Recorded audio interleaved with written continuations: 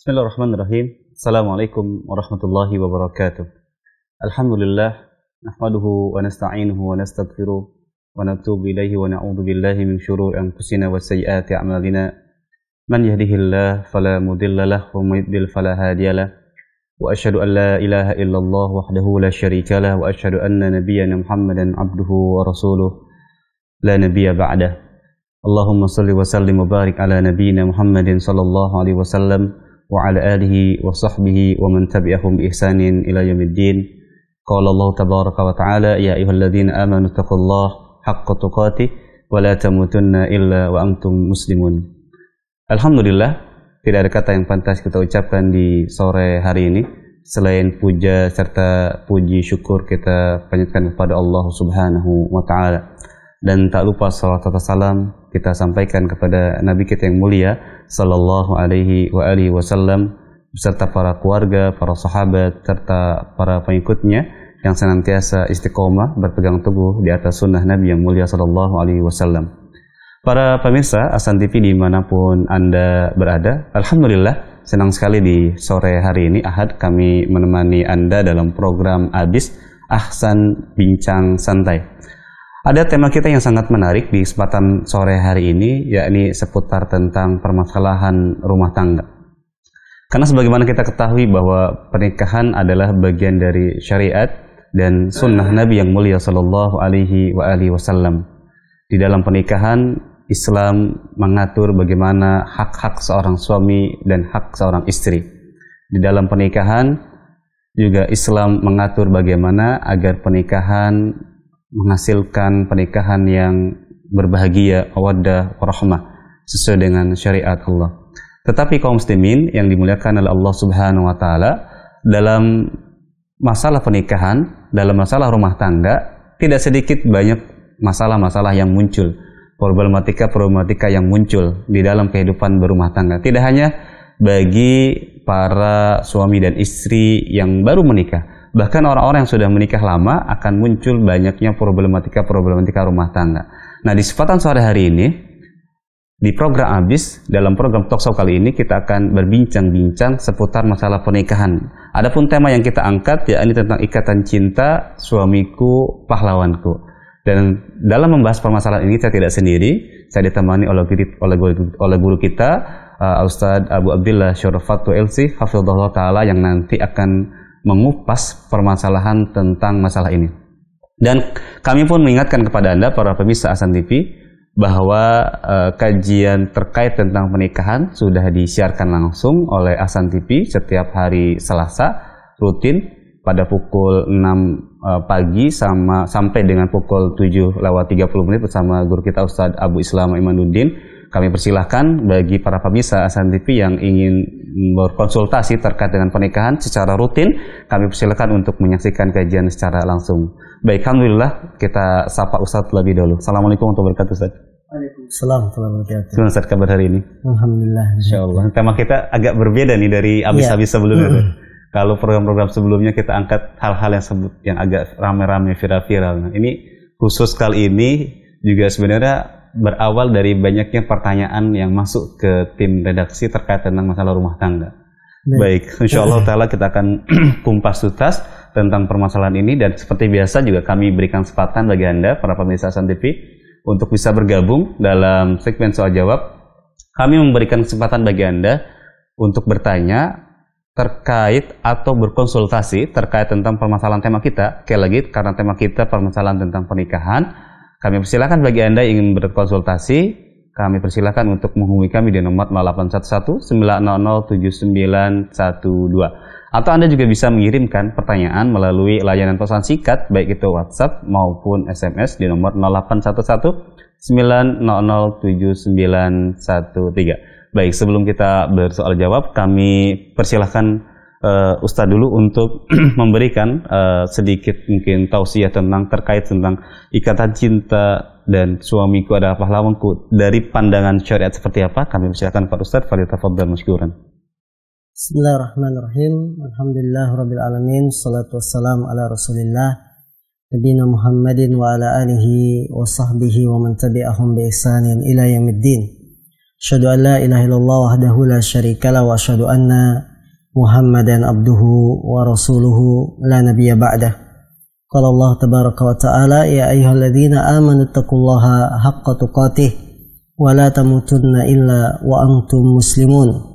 Wa qala aidha ya ayyuhan nasu taqu rabbakumul ladzi khalaqakum min nafsin wahidah wa khalaqa minha zawjaha wa batha minhuma rijalan katsiran wa nisaa wattaqullaha alladzi tasaaluna bihi wal arham innallaha kana 'alaikum raqiba. Fa inna asdaqal hadis kitabullah wa khairal hadi hadi Muhammadin sallallahu alaihi wasallam wa syarrul umuri muhdatsatuha fa inna kulla muhdatsatin bid'ah wa kulla bid'atin dhalalah wa kulla dhalalatin finnar. Saudara-saudariku kaum muslimin yang dimuliakan Allah Subhanahu wa taala, perjalanan kehidupan rumah tangga sebuah pasangan suami istri, pastilah dia akan mengalami pasang surut sebagaimana lautan pun mengalami pasang surut. Perjalanan rumah tangga bagaikan perjalanan kapal pesiar yang berjalan di atas samudera lautan yang luas. Angin-angin, riak-riak ombak pasti akan menerpa sebuah kapal pesiar yang berjalan di atas lautan tersebut. Tidak terkecuali dalam kehidupan rumah tangga kita. Maka rumah tangga ini harus diikat dengan ikatan yang penuh dengan kecintaan, ikatan yang penuh dengan sakinah, mawaddah, dan rahmah. Salah satu keluhan-keluhan dari sebagian para istri yang mereka mengeluhkan suaminya, padahal dahulu suami adalah pahlawan bagi istrinya. Dia datang melamar dirinya, melamar istri ya sebelum menjadi istri. Dia datang menyelamatkan, ya menunjuki jalan yang lurus kepada kita. Kemudian juga membimbing kita. Seiring dengan hal itu berjalanlah kehidupan rumah tangga. Awal-awal berjalan kehidupan rumah tangga berjalan damai, bahkan dunia itu serasa milik berdua. Ya, makan saja sepiring berdua.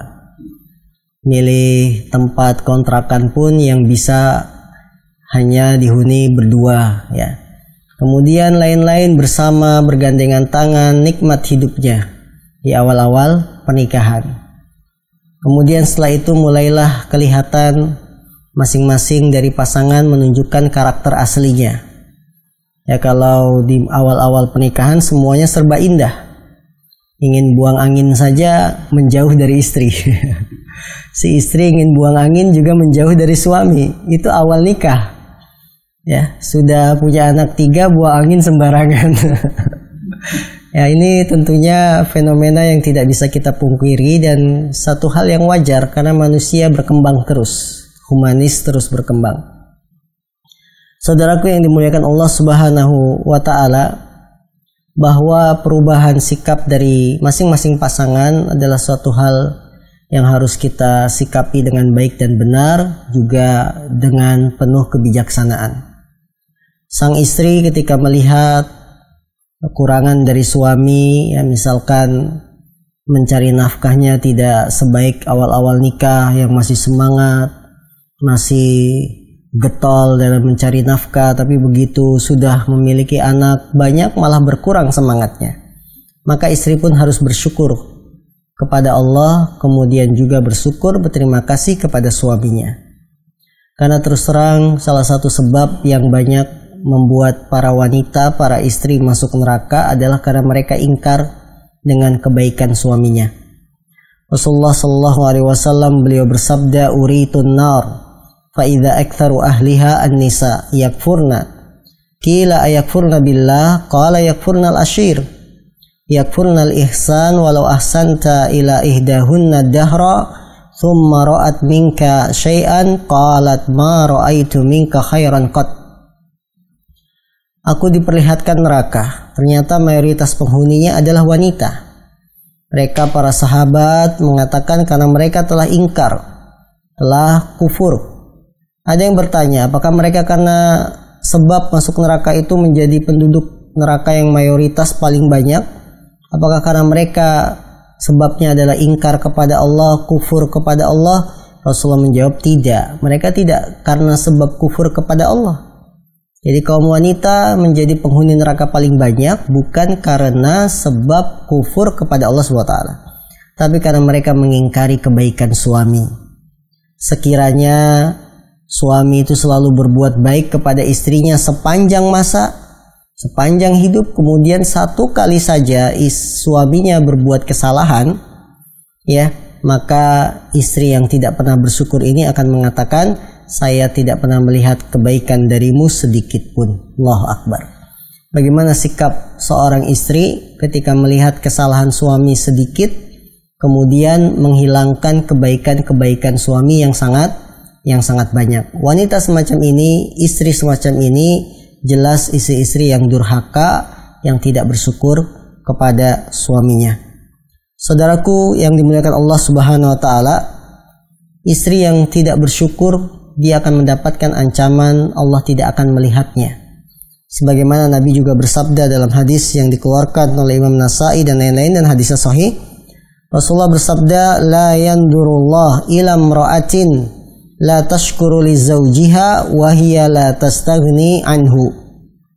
Allah SWT tidak akan melihat seorang istri yang tidak mau berterima kasih atas kebaikan suaminya, padahal si istri ini selalu butuh kepada suaminya. Jadi Allah mengancam, Rasulullah mengancam, Allah itu tidak akan melihat dengan pandangan rahmat dan kasih sayang kepada seorang istri yang tidak pernah mau bersyukur, berterima kasih kepada suaminya. Padahal si istri ini selalu butuh kepada suaminya. Nah, ini dari sisi istri kepada suami.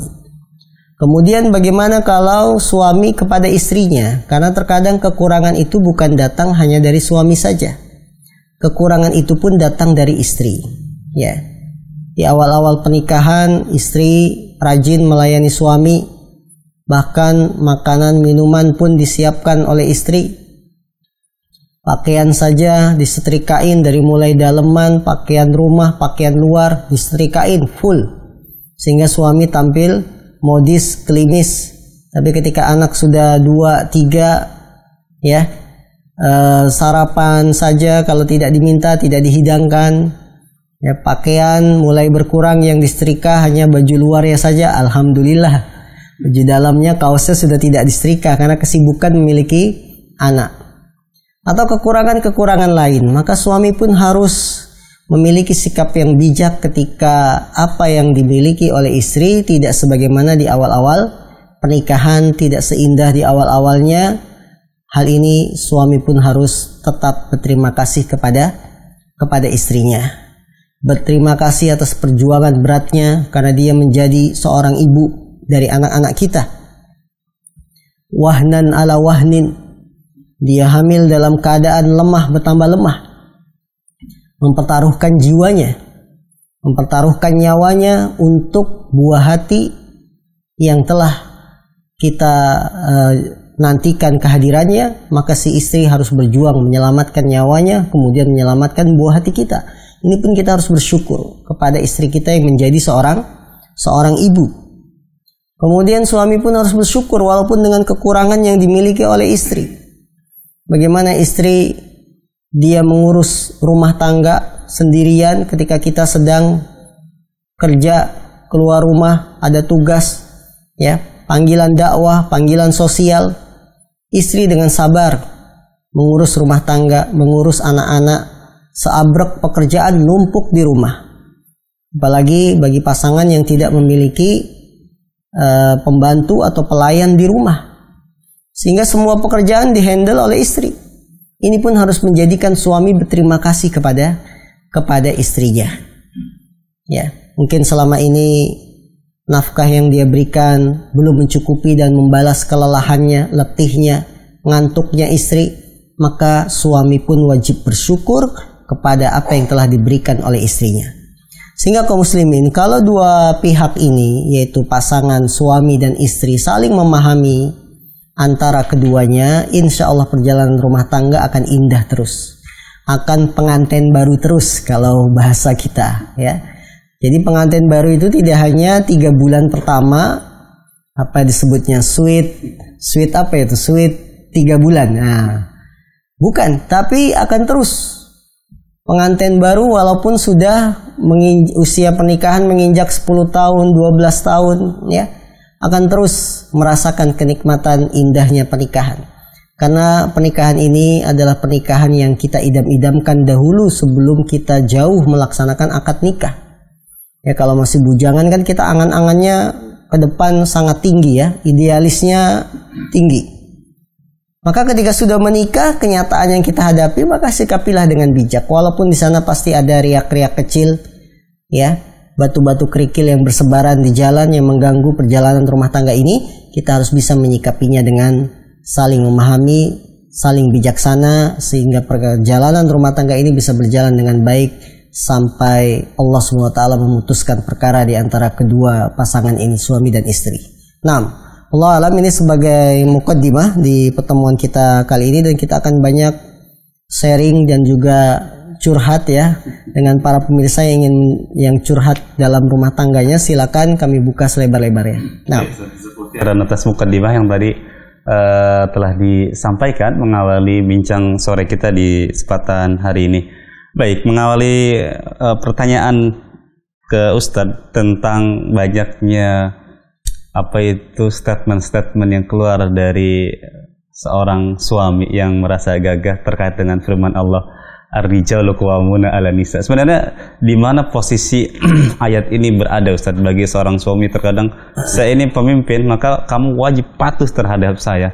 Di mana memposisikan peran suami dalam memahami ayat ini sebenarnya, Ustaz, mengawali pertanyaan? Baik, ar-rijalu qawwamuna 'alan nisa bima faddalallahu alaihi. Laki-laki adalah qawam. Qawam itu bisa diartikan pemimpin, pembimbing, dengan sebab keutamaan yang Allah berikan padanya. Betul, memang laki-laki adalah pemimpin di rumah, laki-laki bertanggung jawab di rumah. Akan tetapi harap dibedakan antara pemimpin dengan otoriter. Ya, pemimpin yang baik tentu dia akan memiliki sikap yang bijak.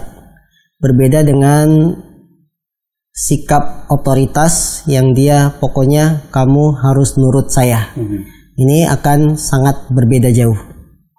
Pemimpin yang bijaksana di rumah tangga tentu dia akan mengajak istrinya dalam berdiskusi, berpendapat, walaupun pasti akan ada perbedaan. Karena kita suami laki-laki, sementara istri adalah wanita.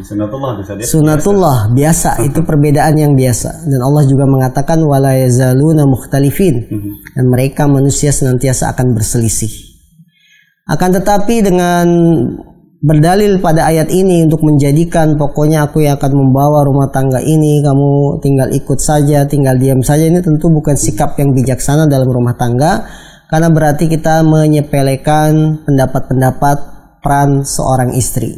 Jadi istri itu kita nikahi bukan hanya sekedar nurut kita, tapi dia pun membantu kita, membantu, mendukung kita. Dan bagaimana kalau kita lihat perjalanan kehidupan rumah tangga Rasulullah SAW? Beliau pun di awal-awal dakwah banyak disemangati oleh siapa? Oleh istrinya Khadijah. Tatkala pertama kali dapat wahyu, beliau ketakutan. Khadijah yang memberikan semangat. Orang seperti kamu tidak mungkin diberikan madorot bahaya. Kamu orang yang menyambung tali silaturahim, kamu orang yang membantu orang yang lemah. Itu kan semangat dari Khadijah. Artinya Rasul tidak bersikap otoriter kemudian mengatakan kepada Khadijah, udah kamu diam, nggak tahu apa-apa, ini urusan laki-laki, saya dapat wahyu, kan gitu. Nabi nggak gitu, tapi wahai Khadijah selimuti aku. Dia gemeteran, takut. Khadijah memberikan ketenangan. Khadijah memberikan masukan. Begitupun ketika benar-benar Rasul diangkat jadi Rasul, musuhnya banyak, Khadijah yang memberikan kenyamanan. Ini berarti dalam rumah tangga istri punya peran penting. Karena istri itu fungsinya dalam rumah tangga bagaikan pakaian. Apa kata Allah? Hunna libasul lakum wa antum libasul lahun. Hunna, para istri itu, libasul lakum, pakaian bagi kalian. Maksudnya pakaian apa? Pakaian itu kan fungsinya ada 3. Satu, sebagai perhiasan. Maka istri itu kalau di rumah dia sebagai perhiasan kita, kelihatan cantik, ya, menarik, kita tidak melirik wanita lain karena di rumah sudah ada perhiasan yang sangat cantik. Kedua, pakaian itu fungsinya menutupi aurat. Maka istri dan suami saling menjaga aurat kekurangan masing-masing. Yang ketiga, pakaian itu fungsinya adalah melindungi badan dari panas, dari hujan. Begitulah suami istri saling melindungi. Bagaikan pakaian nempel. Ya, pakaian kita yang kita pakai nempel di badan. Menjaga apa? Dinginnya cuaca, menjaga dari panasnya cuaca. Maka begitulah suami dan istri. Punya peran masing-masing. Masya Allah. Baik, jazakallahu khairan. Ini semakin menarik perbincangan kita di sore hari ini, dan kita baru mulai beberapa menit sudah ada beberapa pertanyaan yang sudah masuk. Tapi ada pertanyaan yang mengawali kedua, Ustaz. Pertanyaannya adalah, kalau kita tadi mengacu kepada contoh Rasulullah SAW dalam rumah tangga dengan realita kondisi sekarang ini, Ustaz. Tadi Ustaz sampaikan, jangankan yang menikah sudah lama, yang baru saja mungkin banyak kerikil-kerikil. Kalau dilihat dari karakter konflik, apakah di zaman Rasulullah SAW juga dalam berumah tangga juga ada konflik-konflik yang muncul ketika berumah tangga dengan istri-istrinya?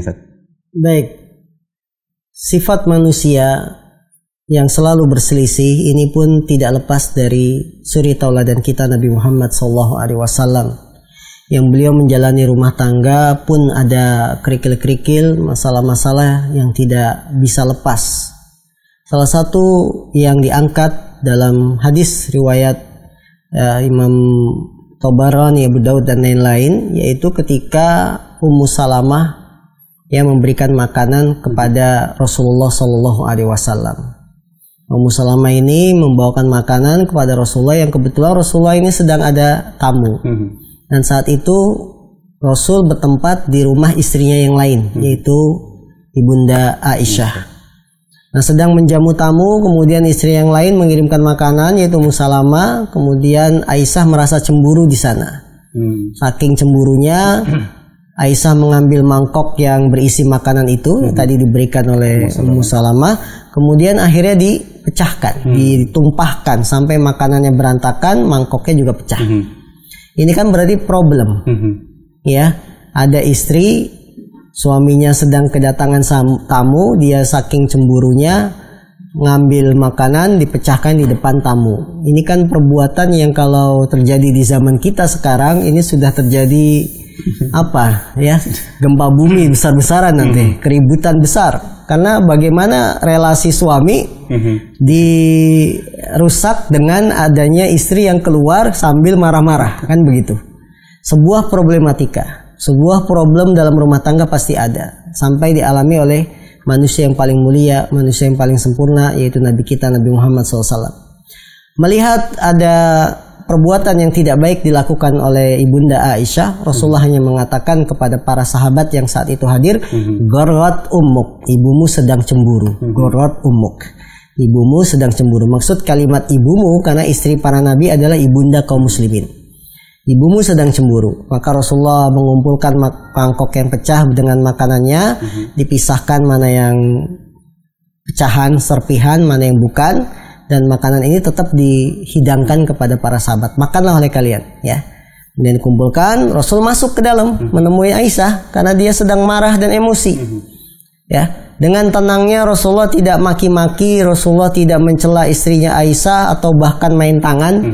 Yang kita yakin kalau ini terjadi di rumah tangga kita minimalnya nyubit lah. Minimalnya nyubit kalau nggak sampai main tangan. Ya. Nabi hanya mengatakan al-ina'u bi'ina'in, at-to'am bit-to'am wa ina'un bi'ina'in. Makanan ganti makanan, ya, karena ada makanan yang sudah nggak bisa dimakan lagi. Kemudian mangkok diganti mangkok. Hanya sebuah hukum yang itu tidak mencela perbuatan Aisyah, tapi konsekuensi merusak mangkok diganti mangkok. Hanya itu saja.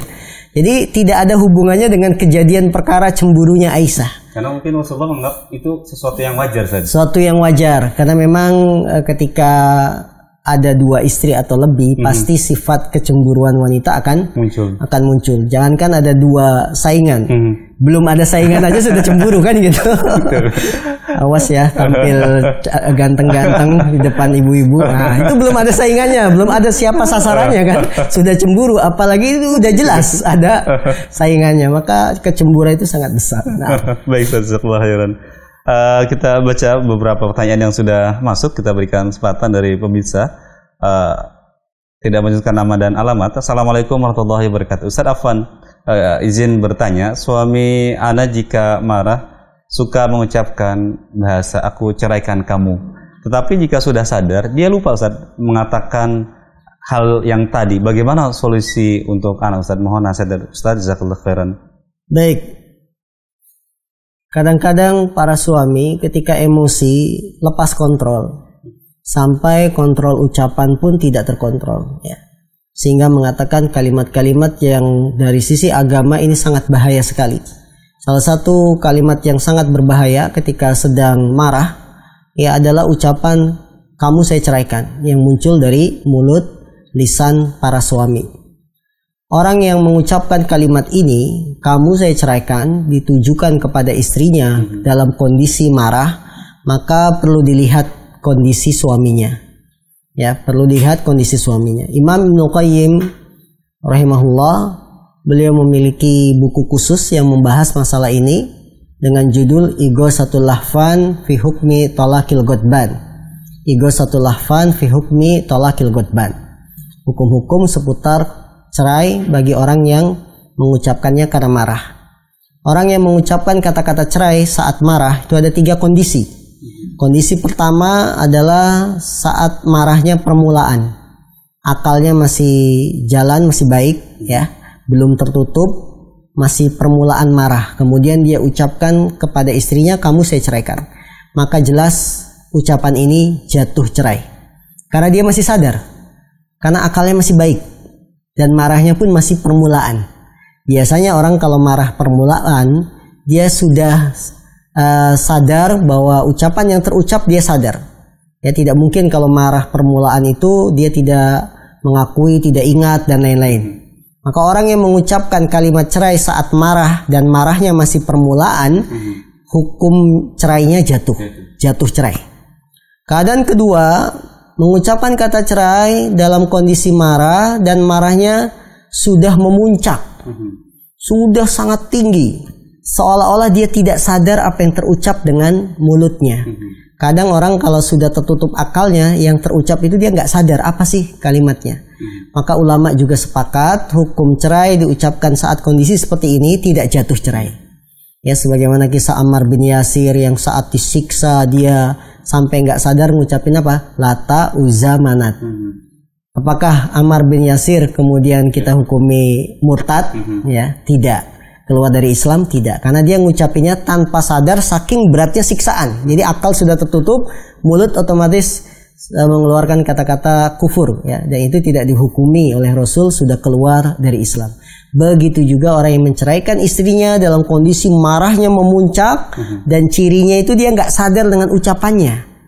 Maka orang yang akalnya tertutup dalam syariat Islam dimaafkan, sehingga kata cerainya tidak jatuh. Keadaan ketiga, kondisi marahnya di tengah-tengah. Dikatakan masih awal-awal marah sudah lewat, tapi belum sampai puncak. Dia masih tengah-tengah antara sadar dan tidak sadar. Ulama berselisih dalam kondisi yang ketiga ini, apakah jatuh atau tidak. Dia seperti didorong oleh setan, ayo ucapin cerai kepada istrimu, ayo. Tapi setengahnya lagi dia bilang enggak. Jadi dia antara sadar dan tidak sadar. Ya, tergantung kuat mana dorongan setannya. Ketika setan mendorong dia untuk mengucapkan kata cerai, akhirnya dia ngucapin cerai. Nah, kalau kondisi kedua ini ulama berselisih pendapat, apakah kalimat cerainya jatuh ataukah tidak. Yang benar dalam masalah ini sebagaimana yang dipilih oleh Imam Ibnu Qayyim dan gurunya Ibnu Taimiyah, bahwa keadaan kedua ini tidak jatuh cerai. Karena dia dipaksa oleh setan untuk mengucapkan kalimat cerai tersebut. Nah, melihat pertanyaan tadi, sepertinya lebih cocok dia kondisi yang kedua, yaitu yang marahnya sudah memuncak. Karena setelah reda, dia nggak tahu, nggak ingat apa yang diucapkan. Berarti tidak jatuh cerai. Apa nasihat yang paling penting bagi si suami tentang hal ini? Baik, tentunya marah itu ada manajemennya, manajemen marah. Ketika seorang sedang marah, ya, ada konflik dengan istri, tidak sependapatkah atau masalah-masalah yang lain, maka Rasul pun memberikan cara untuk mengurangi emosi dan marah. Ya. Kalau kita kondisinya sedang berdiri, maka dengan duduk. Kalau duduk masih marah, dengan berbaring. Ya, kalau berbaring masih marah, bisa meninggalkan tempat atau mengambil air wudhu, karena marah itu dari bara api yang dihembuskan oleh setan, bisa hilang dengan air. Ini cara-cara manajemen marah yang diajarkan oleh Rasul sallallahu alaihi wasallam. Dan kepada para suami, jangan menggampangkan ucapan kata-kata cerai, kamu saya ceraikan. Kamu saya ceraikan. Kalau begitu kita pisah saja. Ya, jangan menggampangkan kalimat ini, karena ini kalimat agama. Ini bukan kalimat biasa, ini kalimat agama yang memiliki konsekuensi hukum. Kalau diucapkan dengan sadar, maka akan membuat pernikahan kita jadi terputus karena kalimat cerai. Ya, bercerai, berpisah, maka jangan sampai kita menggampangkan mengucapkan kalimat ini ketika sedang marah. Kontrol emosi. Ya, kalau sedang marah, kontrol emosi. Kalau memang takut marahnya semakin besar, keluar rumah, tidak ada masalah. Dan itu pun dialami oleh putri Nabi Shallallahu Alaihi Wasallam, Fatimah. Ketika suatu saat Ali bin Abi Thalib, ya, ada masalah dengan istrinya Rasul, Fatimah, maka Ali bin Abi Thalib keluar rumah. Ya, ada problem dengan istrinya, beliau keluar rumah dan tidur di masjid. Tidur di masjid karena masjid zaman dulu tidak tertutup seperti sekarang, maka wajah beliau banyak kena debu. Nabi SAW sebagai bapak mertua melihat besannya, ya, menantunya tidur di masjid, ini sudah punya istri kok malah tidur di masjid. Jadi para suami yang sudah punya istri sering tidurnya di luar, ini tanda-tanda ada masalah gitu ya. Nah, Nabi melihat menantunya Ali bin Abi Thalib tidur di masjid ditutupi debu, maka Nabi membangunkan Ali bin Abi Thalib dengan memanggil, ya Aba Turab, wahai bapak debu kalau bahasa kita. Kenapa dipanggil bapak debu? Karena memang beliau tidur di masjid kena banyak debu. Ya, kemudian kata Rasul, bangun, pulang sana ke rumah istrimu. Artinya manajemen marah sudah terjadi di zaman Nabi SAW, dan Ali bin Abi Thalib mencontohkan salah satu cara kalau lagi ada masalah sama istri, keluar rumah. Tapi jangan ke kafe, jangan ke warteg, tapi kemana? Ke masjid. Karena kalau ke masjid minimal lihat mihrab. Oh iya, nanti di samping mihrab ada Al-Quran. Adem jadinya, ngelihat tempat wudhu. Jadi malah jadi kebaikan, malah ingat, malah adem, marahnya hilang. Nah, kalau kita para suami lagi marah sama istri, perginya ke warung kopi, beda ceritanya. Ada temen lain yang ngompor-ngomporin lagi. Makin udah panas. Perempuan banyak. Ya, 1:60 katanya. Semakin panas. Akhirnya kepikirannya pengen menceraikan terus. Tapi coba kalau datang ke masjid, ngelihat mimbar, ya, ngelihat Quran, ngelihat air wudhu, tenang. Ngelihat ada yang sholat, tenang. Maka ini salah satu manajemen yang sangat bagus diajarkan oleh Ali bin Abi Thalib. Kalau sedang ada masalah sama istri, ke masjid. Ya. Nah, baik, jazakallahu atas jawabannya. Mudah-mudahan memberikan solusi dari ukhti muslimah yang tadi bertanya terkait dengan problem dengan suaminya. Baik, kami berikan kesempatan bagi pemirsa yang ingin bertanya secara langsung, kami persilakan untuk menghubungi kami di nomor di bawah ini, di nomor 0811907912. Baik, kita berikan kesempatan berikutnya. Pertanyaan dari pemirsa, tidak menyebutkan nama dan alamat. Assalamualaikum warahmatullahi wabarakatuh. Ustaz, mohon nasihat dari Ustaz bahwa suami meminta izin Anda untuk menikah lagi dengan seorang wanita yang saya lihat dia tidak menjalankan sholat 5 waktu, dan saya kira dia ikhlas ketika masuk Islam. Jujur ini membuat saya bingung karena khawatir anak-anak terbawa ke agama Nasrani, dan saya meminta kepada suami untuk bersabar dalam hal ini dan mohon petunjuk dari Allah. Mohon nasihat Ustaz tentang hal ini. Jazakumullah khairan. Baik, saudariku yang demikian Allah SWT, suami Anda meminta izin untuk menikah lagi. Akan tetapi calon istrinya yang baru ini dari sisi agamanya kurang baik. Di antaranya adalah tidak diketahui apakah sholat 5 waktu atau tidak. Kemudian juga mu'alafnya juga masih diragukan apakah hanya ingin menikah dengan suami kita ataukah benar-benar ikhlas mu'alaf masuk Islam. Maka Anda sebagai istri ya berkewajiban untuk mengingatkan suami, karena laki-laki itu pun perlu diingatkan. Laki-laki tidak bisa kita lepas ya, apalagi dia suami kita. Ingatkan bahwa dalam menikah Nabi sudah memberikan kriteria wanita yang layak dinikahi. Di antaranya ya karena agamanya. Pilihlah karena agama, maka kamu akan beruntung. Tentunya kita menikah ingin beruntung. Maksudnya beruntung, kehidupan rumah tangga ingin baik. Ya. Maka ikutilah petunjuk Nabi. Kalau ingin rumah tangga kita baik, ikutilah petunjuk Nabi, di antaranya dengan memilih wanita yang baik agamanya. Dan sholat itu adalah barometer untuk menentukan baik dan tidaknya agama seseorang. Karena sholat adalah rukun Islam setelah kita mengucapkan syahadat. Kalau sholat saja dia berani melalaikan, berani meninggalkan sholat, tentu akan lebih mudah untuk meninggalkan syariat-syariat, amalan-amalan yang lain. Jadi ingatkan suami kita. Mas, manggilnya apa? Mas, abang, atau apa ya? Agama seorang itu dilihat dari sholatnya. Loh kok kamu milih calonnya yang gak sholat? Ya. Rasul kan mengatakan pilihlah agama. Kalau pilih agama, rumah tanggamu akan baik. Seperti itu. Ya, jadi kita ingatkan suami kita. Nah, setelah suami diingatkan, maka istri pun ya kalau memang Anda sudah ikhlas melepas suami untuk menikah lagi dan kita tidak ingin suami salah pilih istri berikutnya, tidak ada masalah. Istri memilihkan calon istri yang terbaik. Jadi calon istri keduanya dari istri yang pertama. Nah, ya, dia harus memilih yang baik agamanya. Ya, tidak ada masalah. Istri memilihkan dari dirinya sendiri untuk suaminya. Karena niat kita kan ingin menyelamatkan si suami. Apalagi tadi disebutkan niatnya agar anak tidak terpengaruh agama istri barunya. Berarti Anda punya kewajiban di sini memilihkan calon istri bagi suami Anda. Ya, yang baik agamanya, yang nanti ketika berkumpul dengan anak kita, dia pun bisa mengajarkan kebaikan. Nah, jazakallahu khairan atas jawaban yang mudah-mudahan bisa bermanfaat bagi ukhti muslimah tadi yang bertanya. Kami berikan kesempatan bagi pemirsa yang sudah masuk melalui layanan telepon di nomor 0811907912. Kami persilakan, sudah ada yang masuk. Halo. Halo, assalamualaikum. Waalaikumsalam warahmatullahi wabarakatuh. Dengan siapa, di mana Bapak? Di Jambi, Abdul Hamid dari Jambi. Pak Abdul Hamid di Jambi. Silakan Pak Abdul Hamid.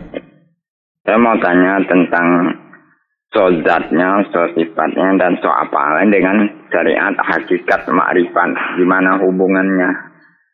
Gimana Pak? Mohon di...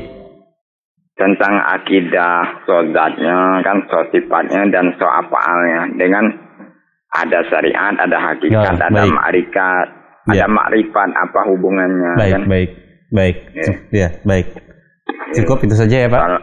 Ya, baik, assalamualaikum. Wassalamualaikum warahmatullahi wabarakatuh. Baik, kami ingatkan lagi bagi para pemirsa Ahsan TV dimanapun Anda berada yang menyimak tayangan ini, sekali lagi, karena pembahasan kita terkait tentang masalah pernikahan, ya suamiku adalah pahlawanku. Jadi kami harapkan pertanyaan-pertanyaan yang masuk ya terkait dengan tema kita, ya ini tentang masalah tentang rumah tangga. Sekali lagi mohon maaf bagi pemirsa yang bertanya, apabila pertanyaan yang tidak sesuai dengan tema kita hold terlebih dulu. Sudah ada telepon berikut yang sudah masuk, kami persilakan. Halo. Halo, assalamualaikum. Waalaikumsalam warahmatullahi wabarakatuh. Dengan siapa, di mana Bapak? Dengan Abu Malika di Telaga Pesona, Ustaz. Pak Abu Malika di Telaga Pesona, ya silakan. Ya, pertanyaannya tentang keuangan, Ustaz Afwan. Baik.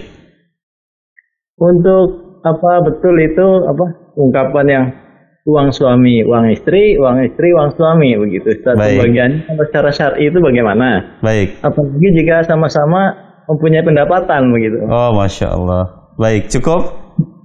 Syukran Ustaz. Masya Allah. Iya, ini Assalamualaikum. Ini bos Genafa saat yang nelfon. Masya Allah. Ini pertanyaannya dengan kaidah yang umum. Apakah uang suami itu uang istri?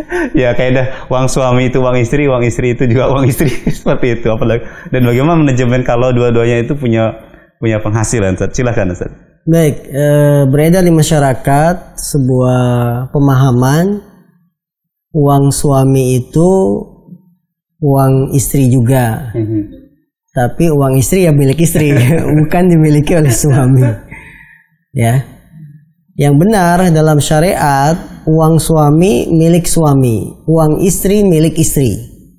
Ya, uang suami milik suami, uang istri milik istri. Akan tetapi suami punya kewajiban menafkahi istrinya. Dan kewajiban menafkahi istri ini tidak gugur walaupun si istri punya pendapatan. Perlu diingat ya, perlu diingat di sini, uang suami milik suami, uang istri milik istri. Jadi nggak ada pemahaman uang suami milik istri juga, tidak. Uang suami milik suami, uang istri milik istri. Akan tetapi suami berkewajiban menafkahi istri. Dan itu kewajiban menafkahi istri tidak dibatalkan dengan adanya pendapatan yang dimiliki oleh istri. Jadi jangan sampai ketika istri punya pendapatan, dia jualan, dia bekerja, kemudian si suami mengatakan, ya sudah kamu kan punya pendapatan, jadi nafkah dari saya tidak wajib. Enggak, tetap suami wajib menafkahi istrinya walaupun si istri punya pendapatan. Baik, kemudian bagaimana kalau masing-masing punya pendapatan, suami punya pendapatan, istri punya pendapatan. Pendapatan yang dihasilkan oleh istri maka milik istri.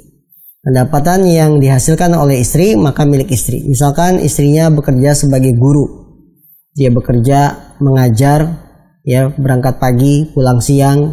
Maka penghasilan ini milik siapa? Milik istri, karena itu jeripayah istri. Suaminya juga bekerja dari pagi sampai sore, maka penghasilan yang didapat dari suami bekerja dari pagi sampai sore milik suami. Nah, akan tetapi Islam sangat adil.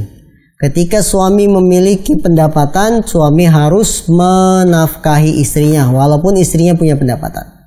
Kalau begitu curang dong Ustadz, enakan istri, ya, dia double, sudah punya penghasilan dapat lagi dari suami. Apa yang diberikan suami itu bukan untuk pribadinya sendiri, tapi untuk rumah tangga, makan minumnya, untuk kebutuhan pokok, listrik, air, anak-anak sekolah, itu, ya.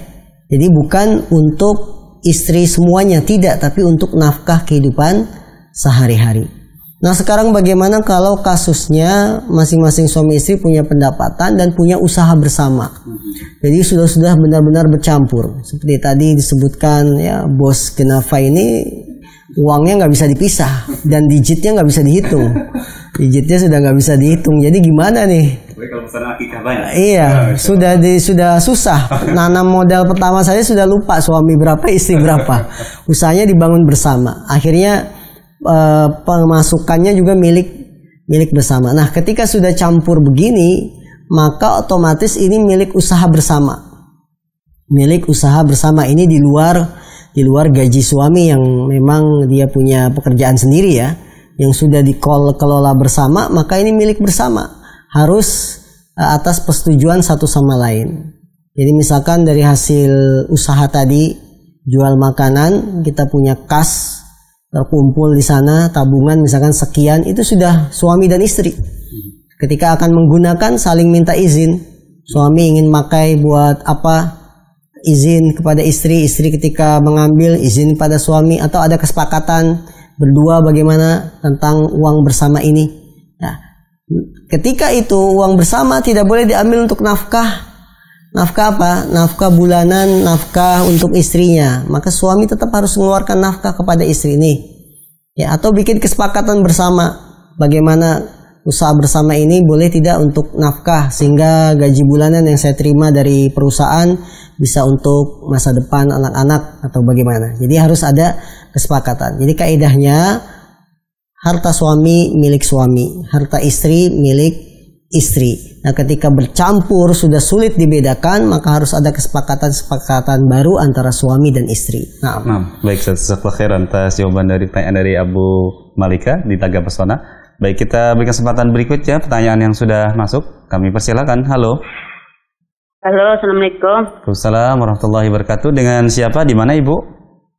dengan Ibu Netri di Rokanhulu, Riau. Baik, Ibu dengan di Riau, kami persilakan pertanyaannya. Begini Ustadz, saya kan sering mendengar di televisi ini kalau musik tuh haram hukumnya. Jadi di sini kan kalau melaksanakan pesta pernikahan anak kan di sini pakai musik organ atau band gitu kan. Baik. Jadi anak kami udah dewasa pula dan mungkin tidak berapa lama lagi pun kami akan melaksanakan pernikahan anak kami kan. Macam mana caranya Ustadz? Kalau kebiasaan orang di sini itu berpestanya pakai musik, bagaimana caranya tuh Ustadz? Baik. Dengan acara kami nanti gitu. Nah, itu yang saya tanyakan Ustadz. Baik. Terima kasih atas pertanyaannya. Mohon di. Assalamualaikum. Assalamualaikum warahmatullahi wabarakatuh. Baik, Ibu yang bertanya di Riau ini pertanyaan sebelum pernikahan, Ustaz. Penting juga dijawab. Ibu yang dimuliakan Allah SWT di Riau, memang salah satu kebiasaan dalam pesta pernikahan adalah dihadirkannya alat-alat musik. Yang ini bahkan sudah menjadi kelaziman kalau orang membuat acara pernikahan, dihadirkan alat-alat musik, organ, dan seterusnya. Apakah boleh kita ikuti kebiasaan masyarakat yang mereka kalau mengadakan acara pernikahan menghadirkan alat-alat musik? Kebiasaan masyarakat itu jika menyalahi peraturan Islam maka jangan diikuti. Ya, maka jangan diikuti. Jadi kalau ada kebiasaan masyarakat bertabrakan dengan aturan Islam, maka yang kita pegang adalah aturan Islamnya, bukan kebiasaan masyarakatnya. Dalam pesta pernikahan bukan hanya masalah musik. Terkadang dalam pesta pernikahan ada sebelum nikah itu hitung-hitungan hari. Ya, dengan ilmu kejawen, nama calon mempelai laki-laki dengan mempelai perempuan dicocokkan hitungannya. Kemudian masih menghitung hari baik, pakai catatan, pakai rumus gitu ya. Nanti ketemunya tanggal 13, 13 hari sial, nggak jadi. Dirubah lagi rumusnya. Jadi rumusnya itu buatan manusia, tidak permanen. Kalau ilmu matematika permanen, 1 kali 1 ya 1, ini enggak. Karena memang hanya cok gali cok. Ini kan tentunya persiapan sebelum menikah dengan menggunakan cocok-cocokan nama, mencari hari baik tidak sesuai aturan Islam. Maka jangan dilaksanakan. Walaupun masyarakat biasa melakukan itu. Ya. Kadang kita ingin menikahkan putra-putri kita, kemudian ditanya oleh tetangga, sudah hitung-hitung hari baik belum? Sudah lihat-lihat nama calonnya belum? Jangan-jangan nggak cocok namanya. Ini jangan kita ikuti karena melanggar aturan Islam. Jadi pedoman kita dalam beragama, perbuatan apapun, kebiasaan apapun, adat istiadat apapun, kalau menabrak norma aturan Islam, maka yang kita pegang aturan Islam. Tidak peduli siapapun yang melakukan yang melanggar norma Islam tersebut harus ditinggalkan. Begitu juga dalam masalah musik. Kalau memang di daerah Anda biasa acara nikah itu menghadirkan musik, jangan diikuti. Kita pegang norma Islamnya. Bahwa dalam Islam musik itu ya hanya dibolehkan hanya sebatas rebana. Rebananya pun tidak ada kerincingnya. Yang memukulnya juga gadis-gadis anak kecil, bukan ibu-ibu yang sudah ya punya anak 4, 5 ya. Ini. Jadi boleh dalam acara pernikahan dengan ditabuhnya duf, maka sahlah tanda perkawinan antara dua insan yang tidak saling mengenal. Dimaksud duf di situ adalah rebana yang tidak memiliki kerincing. Jadi dibenarkan dalam Islam boleh pakai rebana. Tapi adapun musik yang lain, apakah itu organ dan lain-lain ya, karaoke dan seterusnya, ini tidak dibenarkan. Jadi peganglah aturan Islam. Kita tetap adakan bunyi-bunyi dengan memukul rebana, yang memukul pun bocah-bocah wanita kecil, bukan wanita dewasa. Ya, hanya sebatas itu saja. Tidak ada musik-musik yang lain. Bagaimana kalau dengan suara lagu-lagu dari anak kecil? Boleh, tapi tidak diiringi musik. Dan sekarang alhamdulillah sudah banyak lagu-lagu anak kecil, baik berbahasa Arab, bahasa Indonesia, yang tanpa diiringi musik. Maka ini boleh kita setelkan saat acara pernikahan, tapi kita tidak mengundang organ dan lain-lain yang ini melanggar aturan syariat Islam. Nah, Ustaz, jazakallahu khairan atas jawaban dari Ibu yang bertanya tadi di Riau. Mudah-mudahan bisa memahami jawaban dari Ustaz dan semoga jadi nasihat ya karena tadi disampaikan tidak lama lagi akan mengadakan walimah untuk putrinya. Baik, kita berikan kesempatan bagi pemirsa yang ingin bertanya melalui layanan pesan yang sudah masuk. Kita bacakan beberapa pertanyaan yang sudah masuk. Yang pertama dari seorang ukhti muslimah dari Sumatera Utara, Ustadz. Pertanyaannya sama seperti hal tadi terkait dengan talak. Assalamualaikum warahmatullahi wabarakatuh. Ustadz, izin bertanya, apakah jatuh talak suami ketika kami bertengkar, suami mengatakan cerai saja atau pisah saja, Ustadz, tapi tidak langsung mengatakan ku ceraikan kamu? Apakah itu jatuh talak, Ustadz? Mohon jawaban nasihat dari Ustadz. Jazakumullah khairan. Baik, termasuk ucapan yang juga sering diucapkan suami ketika marah, ketika bertengkar dengan istrinya, udah pisah saja. Nah, apa maksud pisah saja di sini? Ya, kalau dimaksud pisah saja ini tawaran, kamu mau nggak pisah, kan seperti itu. Karena kalimat bahasa Indonesia itu kan senangnya disingkat ya. Kita kan ketika berbicara senangnya disingkat-singkat. Ya, pisah saja ini maksud pisah saja. Ya udah sampai di sini pernikahan kita, ataukah itu bentuk tawaran pada istri? Bagaimana kalau kita pisah saja? Kan bisa. Maka multi tafsir, maka tidak bisa kita hukumi langsung jatuh cerai. Ya, kecuali jelas si suami mengatakan kamu saya ceraikan. Karena kalimat talak, kalimat yang terucap dari permasalahan perceraian itu ada dua bentuk. Bentuk pertama kalimat-kalimat jelas yang menunjukkan perpisahan.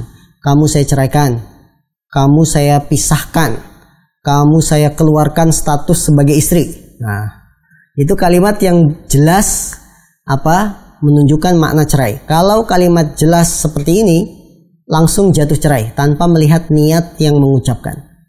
Kalimat kedua dalam kalimat perceraian, kalimat yang bentuknya kiasan. Kiasan itu masih mengandung kemungkinan-kemungkinan. Itu namanya kiasan. Pulanglah kamu ke rumah orang tuamu. Ya, kita cukupi sampai di sini. Maksudnya cukupi sampai di sini kan multi tafsir. Cukupi sampai di sini berantemnya, atau cukupi sampai di sini rumah tangganya.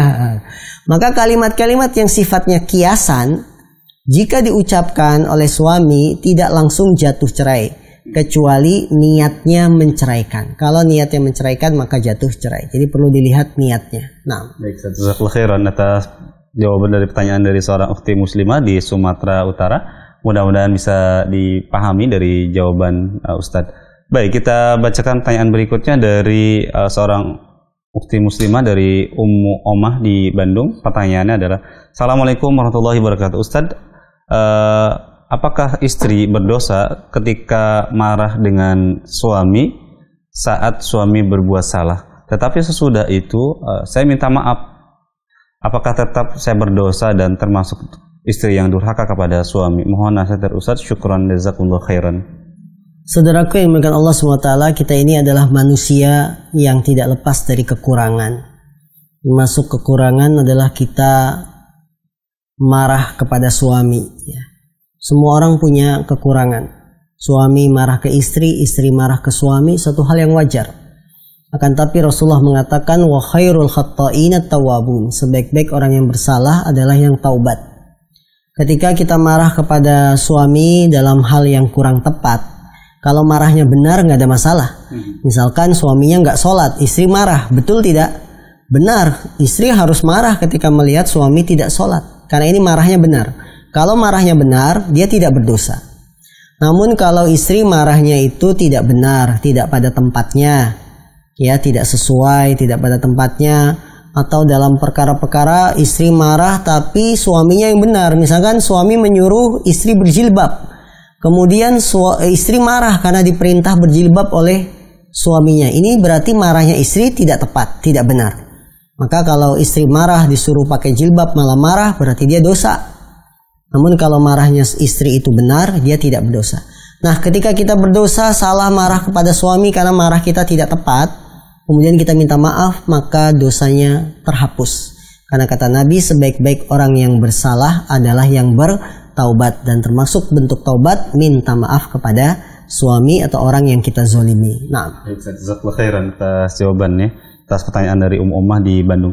Saya ada pertanyaan yang sering muncul dari problematika rumah tangga adalah terkait dengan manajemen di rumah, Ustaz. Kadang suami mungkin merasa, saya kan sudah capek di luar bekerja dalam urusan rumah, kenapa saya harus disuruh nyapu, disuruh ngepel dan sebagainya. Sebenarnya bagaimana sih Ustaz Islam memandang tentang masalah manajemen rumah tangga? Apakah suami juga ikut dalam mengurusan kebersihan rumah dan juga mengurus anak, Ustaz? Baik, saudaraku yang dimuliakan Allah SWT, dalam rumah tangga itu kita saling bekerja sama ya. Saling bekerja sama antara pasangan suami dan istri. Benar, suami sudah lelah, capek mencari nafkah di luar, bahkan berangkat pagi pulang sore, masuk angin ya, naik motor, panas-panasan, hujan-hujanan. Ketika sampai di rumah, dia melihat rumah misalkan berantakan, inginnya marah sama istri, ngapain sih ditinggal dari pagi sampai sore kok masih berantakan. Padahal tidak tahu suaminya bahwa tadi sudah diberesin, tadi sudah disapu, sudah dipel, namun namanya anak ya tidak betah melihat yang rapi, pengennya diberantakin lagi. Jadi setaunya suami kan ini berarti dari pagi sampai sore 8 jam ini nggak dibersihin, padahal sudah dibersihin, sehingga terjadilah pertengkaran. Nah, bagaimana aturan Islam dalam masalah manajemen rumah tangga dalam hal kerjasama pekerjaan-pekerjaan rumah? Kalau kita lihat perjalanan para wanita sahabat, pada asalnya pekerjaan-pekerjaan rumah itu dikerjakan oleh para istri. Karena itu para ulama dalam buku-buku fikih, ya kalau kita baca lembaran-lembaran buku fikih, itu ada permasalahan yang dibahas. Apakah wajib bagi wanita istri mengerjakan pekerjaan-pekerjaan rumah? Itu pasti akan ada pembahasan itu. Yang dibahas oleh para ulama. Kemudian kalau kita baca lebih dalam lagi masalah ini, para ulama menyebutkan kisah-kisah wanita para sahabat bahwa mereka yang melakukan pekerjaan-pekerjaan rumah. Di antaranya contohnya Asma binti Abi Bakar ya. Bagaimana seorang putri Abu Bakar Asma, dia pergi ke kebun, dia membawa hasil panen pulang ke rumah ditumbuk, kemudian melayani suaminya dan seterusnya. Bahwa pekerjaan-pekerjaan rumah ini pada asalnya dilakukan oleh istri di rumah. Bahkan putri Rasul SAW saking capeknya menumbuk tepung ya, kalau zaman sekarang tepung sudah jadi ya 1 kilo, dulu nggak harus ditumbuk. Tangannya Asma itu kayak kapalan, jadi benjol-benjol begitu ya. Orang kan kalau sering megang tumbukan atau gilingan tepung dia akan membekas. Akhirnya putrinya Aisyah, putri Rasul SAW Fatimah ini minta dicarikan pembantu, kepada Rasulullah SAW ya, karena tidak tahan mengerjakan pekerjaan rumah. Akhirnya Rasul menemui pasangan muda ini, Fatimah dan Ali, maukah kamu saya ajarkan satu perkara yang lebih baik dari yang kamu minta, yaitu pembantu.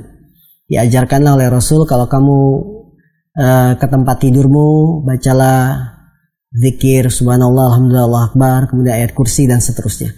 Ini menunjukkan pada kita bahwa pada asal hukumnya wanita itu mengerjakan pekerjaan-pekerjaan rumah. Akan tetapi bukan berarti para suami lepas tangan begitu saja. Ini dicontohkan langsung oleh Nabi kita, Nabi Muhammad SAW. Beliau kalau di rumah pun tidak lepas tangan saja. Padahal beliau di luar rumah itu super sibuk. Mungkin kesibukannya 10 kali lipat daripada kesibukan kita di luar rumah. Beliau pemimpin perang, beliau menasehati umat dan seterusnya. Tapi kalau di rumah, apa kata Aisyah? Nabi itu kalau di rumah sangat perhatian dengan keluarga. Beliau memerah susu ya, dari kambing, diperah susunya diambil, beliau menjahit pakaiannya, sandalnya yang putus, dijahit, mengerjakan pekerjaan rumah. Tapi kalau sudah terdengar azan, beliau seperti orang yang tidak kenal keluarganya. Artinya apa? Pekerjaan langsung ditinggalin, berangkat ke masjid. Ya, ini berarti suri toladan kita, Nabi Muhammad SAW dalam manajemen rumah tangga. Pada asalnya memang istri yang mengerjakan, tapi bukan berarti suami cuek. Suami tidak peduli dengan apa yang dilakukan oleh istri. Hendaklah dia bantu, sebagaimana Rasulullah juga membantu. Kalau dulu Nabi memerah susu, sekarang kita apa? Nimba air. Nimba air mungkin tidak semuanya. Sekarang perumahan sudah pakai pam, sudah pakai air ini kompa ya. Tidak ada lagi, cari yang lain apa? Bersihin WC. Nah, bisa. Ya, jemur pakaian, tidak ada masalah. Ya, walaupun sesempatnya kita karena sudah pulang sore, misalkan mau istirahat dulu sampai rumah jam 5, menunggu maghrib 45 menit kita ingin mandi, pengen bersih-bersih dulu, nanti kerjainnya jemurnya misalkan habis isya, tidak ada masalah. Yang penting ada sedikit perhatian dari suami kepada istri. Kalau semuanya sudah beres, sampai rumah sudah beres, alhamdulillah. Ya, apa yang bisa kita lakukan? Main sama anak-anak, membersamai anak, karena ini juga perlu membersamai anak. Ketika anak bersama kita, berarti otomatis istri kita kan sedang ada waktu luang kosong, dia ingin leha-leha dengan istirahat dulu, ingin melihat apa gitu ya, perkembangan grup, perkembangan baju misalkan. Ya, kita beri dia waktu. Sementara kita megang anak-anak. Ya, kalaupun anak-anak sudah istirahat, kita baru sampai rumah, istri pun sudah mulai capek, apa yang bisa kita lakukan di rumah sementara pekerjaan sudah beres, sudah rapi semua? Pijitin istrinya, ya, gitu. Nah, Allah alam. Karena waktunya habis, kita minta nasihat terakhir dari Ustadz, karena tema kita terkait dengan suamiku adalah pahlawanku. Tapi ini mau nasihat Ustadz di akhir waktu ini tentang ini kalau ada suami yang berbalik, bukan jadi pahlawan tetapi malah jadi beban istri. Misalkan tidak sedikit banyak kaum muslimah yang keluar dari rumah pagi kemudian sampai ke rumah sore, yang menjadi tulang punggung itu adalah istri-istrinya, Ustadz. Apa nasihat Ustadz di akhir waktu ini untuk memberikan pijakan lah bagi para laki-laki bahwa berumah tangga ini seperti ini? Silahkan Ustadz. Baik, saudaraku yang dimuliakan Allah SWT, kalau tadi kita seputar suami kita adalah pahlawan kita ya, yang membersamai kita, menunjuki kita, membimbing kita, menafkahi kita. Kemudian terkadang perkaranya tidak seindah yang kita bayangkan. Ya, dunia terbalik atau terbaliknya dunia gitu kan. Si suami lebih sering di rumah, bahkan menjadi beban bagi istri. Istrilah yang harus bekerja di luar, pergi pagi, pulang sore. Awal-awalnya sih ikhlas karena dasarnya apa? Ikatan cinta. Ini bukan sinetron ini ya. Ini saya berlepas diri dari yang membuat judul gitu. Bahwa si istri awalnya ridho ketika suami di rumah, kemudian istrinya bekerja. Namun lama-lama perasaan ikhlas ini tentunya akan tergerus. Kok bisa seperti ini? Saya yang capek lelah, kemudian suami enak-enakan di rumah. Ya, bagaimana sebenarnya pandangan Islam? Saudaraku yang dimuliakan Allah SWT, Rasulullah SAW beliau bersabda, "Kullukum ra'in wa kullukum mas'ulun an ra'iyati, wa rajulu ra'in fi baitih, wa huwa mas'ulun an ra'iyati." Setiap kalian adalah pemimpin, dan setiap pemimpin akan diminta pertanggungjawabannya. Kemudian lanjutan hadisnya, seorang suami adalah pemimpin di rumahnya, maka dia pun akan diminta pertanggungjawaban terhadap kepemimpinannya. Berarti suami itu adalah pemimpin di rumah. Suami itu adalah tulang punggung. Bahkan kewajiban nafkah itu dibebankan ke pundak suami, bukan ke pundak istri. Rasulullah bersabda, "Antut imaha idza ta'imta wa antaksuha idza tasaita." Ya, suami itu hendaklah memberi makan ketika engkau makan, memberi makan kepada istri ketika engkau makan. Berarti kewajiban nafkah itu di pundak suami, bukan di pundak istri. Nah, ketika istri sifatnya hanya membantu keuangan suami, boleh-boleh saja, tapi dia bukan fokus utama. Fokus utamanya siapa? Suami. Beban utama mencari nafkah siapa? Suami.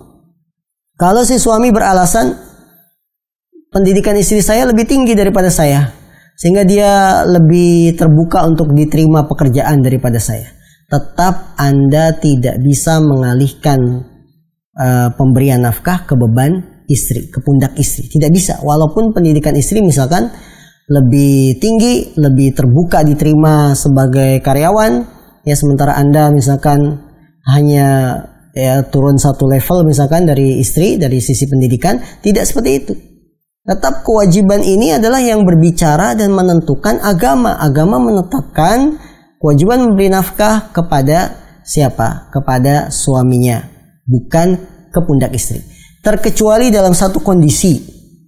Dulunya suami sehat, kerja, memberi nafkah. Kemudian Allah menentukan takdir lain. Suami stroke, tidak bisa bekerja. Suami lemah, ya. Ya, kemudian dia tidak bisa karena lama absen di perusahaan juga mempertimbangkan gaji terus tapi orang yang nggak ada, akhirnya diputus pekerjaannya. Suami hanya bisa pasrah, kemudian istri dengan kerelaan hati dia bekerja untuk menopang perjalanan rumah tangga ini. Ini tentu istri harus bisa memaklumi karena suami sakit, bukan dibuat-buat. Ya, dan suami pun sudah kelihatan progres semangatnya untuk sembuh.